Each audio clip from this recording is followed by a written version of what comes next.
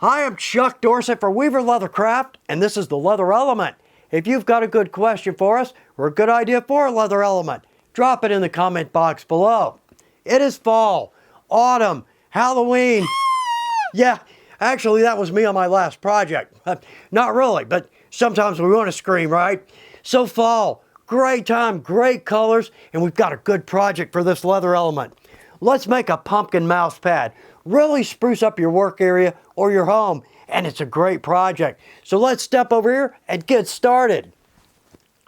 If you don't feel creative or artistic, first off, join the club. This is where I struggle, but there's help for us. We can go online and download all manner of artwork.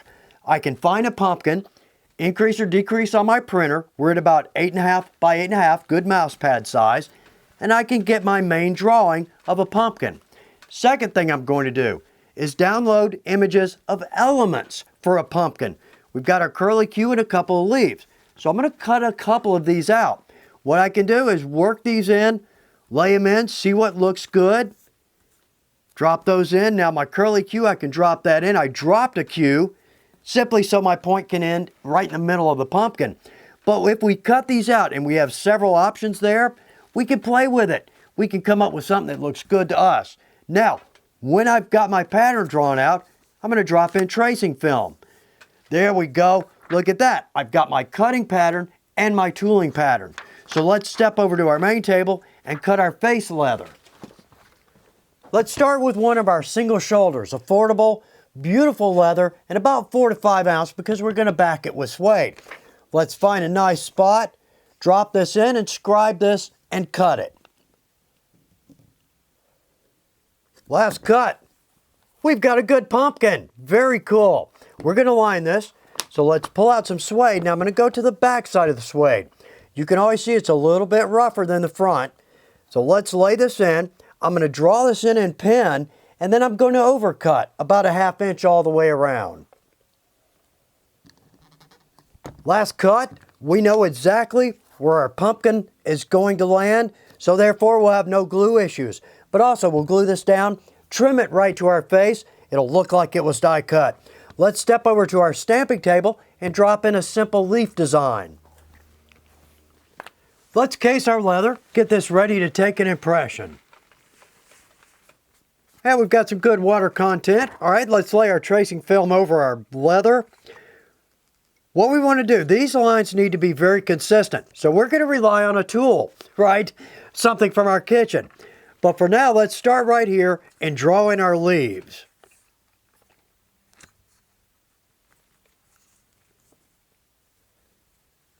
All right, leaves, vine is in, looks pretty good. Now our lines over here, these need to be consistent, and I'm not really going to be very good at that, simply drawing that freehand. So let's take literally a platter from our kitchen. Now I can mark that, and it's going to be clean and consistent. So I'll do that and the other 3 lines. And our last line, let's see how that looks. Don't hesitate to use your tools. Very good. That looks good and consistent. All right, let's get some more water on this. Give it about 5 minutes, and then we're going to go to our swivel knife. Our leather's wet, ready to tool. So let's start with our leaves and our vine work first.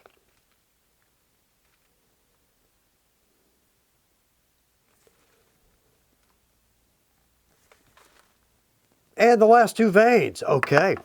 Well, that looks pretty good. Nice. Now, if you're like me and you're not a top-notch tooler, keep your design simple. Simple curves, simple corners, and it will look fantastic. Now, let's jump back over because I want to use the dish to make this line absolutely consistent.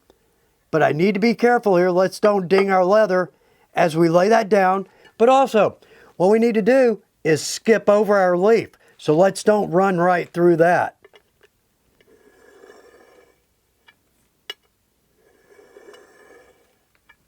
Line, okay, don't hesitate to use your tools. Makes the whole thing look so much more consistent. Let's jump over to a smooth bevel. Now we're going to bevel around our leaf and around our vine work.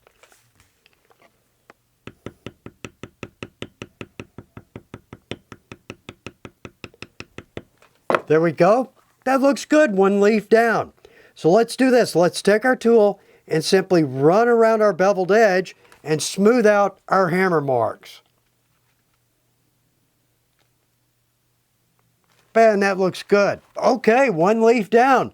Let's jump over to our vine and our other leaf. All right, our last line there, looking good thus far.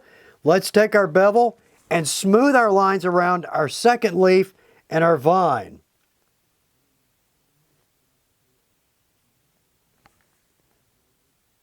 And smoothing that last line. Now typically, I put my hand much closer to the head of the tool, have more control, it's a little easier, but no camera shot will pick that up. Okay, so let's do this.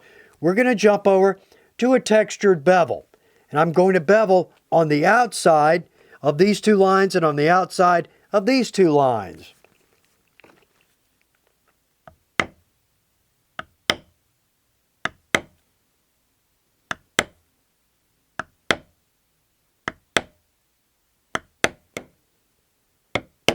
Okay, shading done there.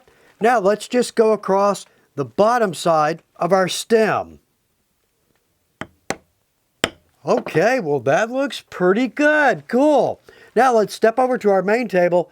Let's bevel our outside edges so they don't bend up like we see there. We don't want that. A little dry time and a number 2. Now that's a little heavy for a 4 to 5, but we're going to line this, so that won't be such an issue. Also, we're going to have a little hard time getting into our corners. So let's start in our corners and work our way out. And there we go. Okay, that looks good. Now, in the corners, we can't get deep, no problem. We're not going to have to worry about our leather there. Looks good thus far. Let's step over here. We've got a beautiful orange dye mix. Our dye mix here is a pro dye, 4 yellow to 1 red. That gives us a really pretty orange. So I'm going to apply this with one of our dressing sponges, and let's get a good coat on it so we don't have streaking. Okay, that looks good thus far. Going to dry very nicely, but let's make sure to get our edges. Good, that's going to dry very consistently. Now I'm going to need to give that about 2, maybe 3 hours. But also, if we've got a little spillover on the back, doesn't matter, we're going to line this. It's going to look great. So again, let's give this about 2 hours dry time. Ample dry time, looks good, nice color. Now, someone was a little overzealous with their dye on the edges. Not pointing fingers, but in this situation, it's going to work for us. It's a pumpkin. We don't want it perfect. Now we're going to jump over to an antique, specifically to bring out our lines with our textured bevel and our edges. Make it look used and loved. At the same time, though, we want to use a mahogany. I don't want to go too dark. We've got a good orange. Let's don't go dark with that. So with this, let's just take some on our dauber, work in small areas, and then come in and clean that out with our rag.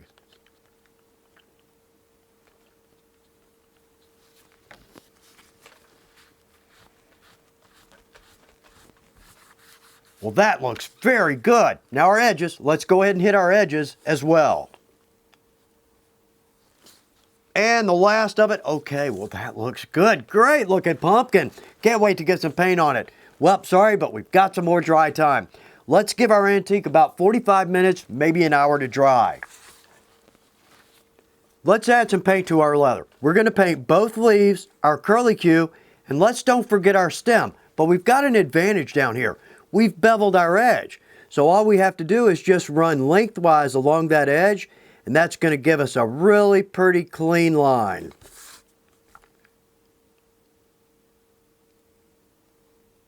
At the end of our stem. Okay, well that looks good.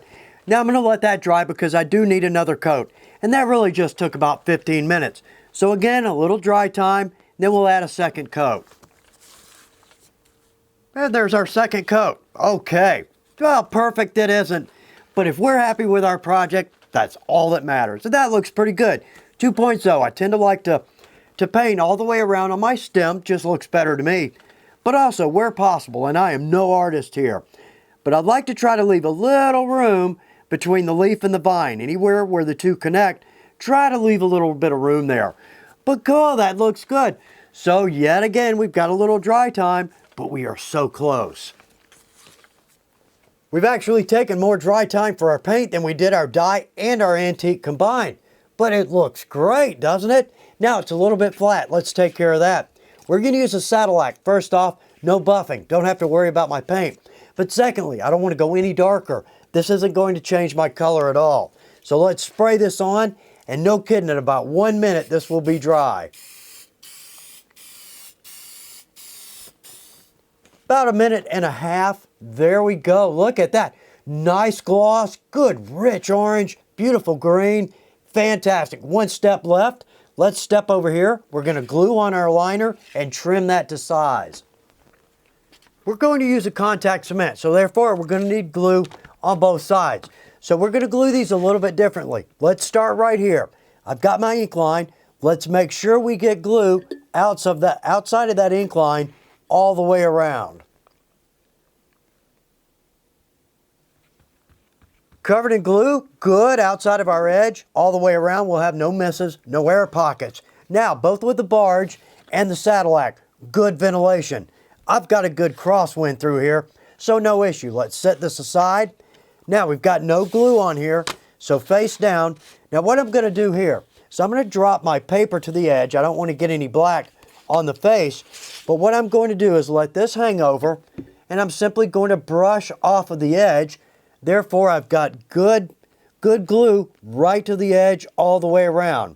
Now, let's don't get glue on our paper and scoot our project. We've got a top coat on it, so it shouldn't be an issue. It should just roll right off, but just in case. Last of the glue, just fine-tuning, making sure I've got glue on my edges. All right, let's give that about 5 minutes to dry. Looks dry but tacky. That's ready to go. So let's lay these out. What I'm going to do is lay my face leather down onto my liner just right about the ink line. Doesn't have to be perfect. We've overglued all the way around. So there we go. Let's lay that in. Roll this, and we want to pay a little special attention to our edges. And that looks good. Okay, we're using suede on our backing for the same reason as we use it on a saddle seat. It's got a little grip, so when that's on our desk, it won't be sliding around. Now let's move that out of the way. What we're going to do now is trim, literally using the body as our straight edge.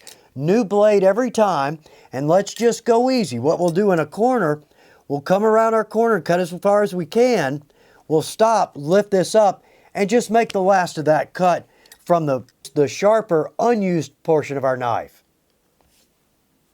And coming around to the end. So what I mean by using the upper side of the knife is that I'm going to cut as far as I can into my corner. Now let's come up from underneath, and let's just make the last cut with the top end of our blade that's very sharp. There we go. And I can again do the same thing right there. That gives me a good clean edge. And our last cut, very cool. Look at that edge. That looks great. Since we used our face as our edge, that is clean and tight. Very cool project. Simple, fun project, easy techniques. I hope this brings a little fall into your workspace. And if you by chance make one for friends, family, or coworkers, well, I hope each and every one is beautiful. Thanks for taking time to watch The Leather Element. Good luck with your projects.